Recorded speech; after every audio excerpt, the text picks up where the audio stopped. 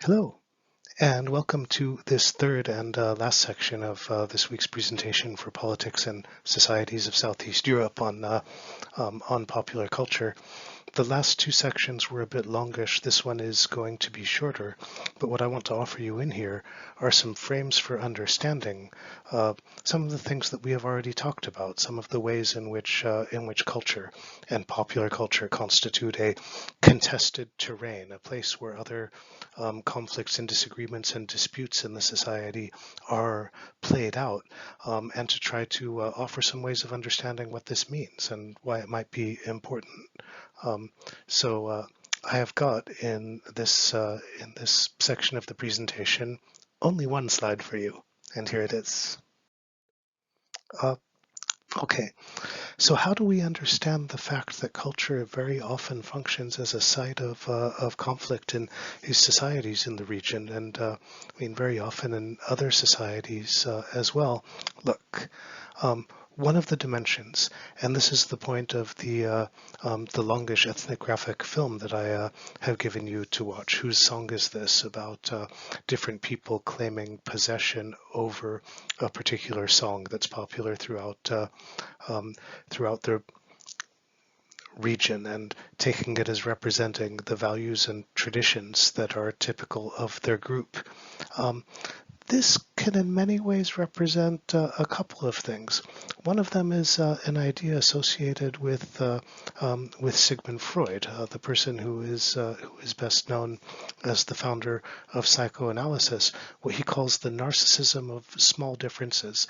That is, to the degree that differences between groups of people are smaller, they have more salience, they take on more salience because these differences are the factors that identify the differences between the groups. So they are going to be invested with more value and take on a greater importance in exchange.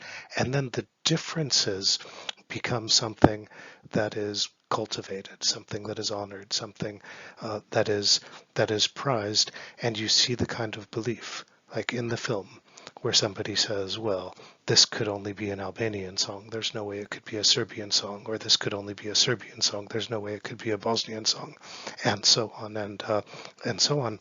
There's a conception of culture as constituting the exclusive property of a group of people, not only something that identifies them, but something that is threatened, a perception that other people will be trying to take it from them. In the technique that is sometimes referred to in popular media and some other discourses by terms like cultural appropriation. A second way of understanding conflict in culture is understanding it in terms of the differences between high and low, and differences between urban and rural populations, and the contestation for power between people advancing a rural identity and people advancing an urban identity. That is, that culture is a site in which there is contestation for dominance between a set of representations that are perceived as global, that are conceived as cosmopolitan, that are conceived as advanced, as contemporary, as refined, opposed to another set of representations that people in that first group perceive as being backward, but people within the group who advance them perceive them as being traditional, perceive them as being authentic, perceive them as being sources of resistance to external control, and so on. And so the people in this group will look at the people in the other population, the other taste groups, the ones who consider them as backward. They will be thought of by people in the rural group as superficial, as disloyal, as not representing the native qualities that are valued. This conflict has its place within what is a general global conflict in the field of culture. That is, global conflicts are transposed in this. In particular, here we are talking about a conflict between movements that are perceived as global, which threaten movements that are perceived as authentic. And if we change the labels, we can talk about that same conflict using different terms, affirming different parts of it. And a lot of this is defined, particularly on the local level, by fears about the disappearance of culture. For example, in states that are candidates or potential candidates for membership in the European Union, you often find as a part of the discourse about why the European Union is not good and why the rules associated with the European Union should not be adopted, some fears about, are people still going to be able to make their local brandy? Are people still going to be able to make their local cheese? Are people in on farms still going to be able to produce meat for consumption by their family and friends?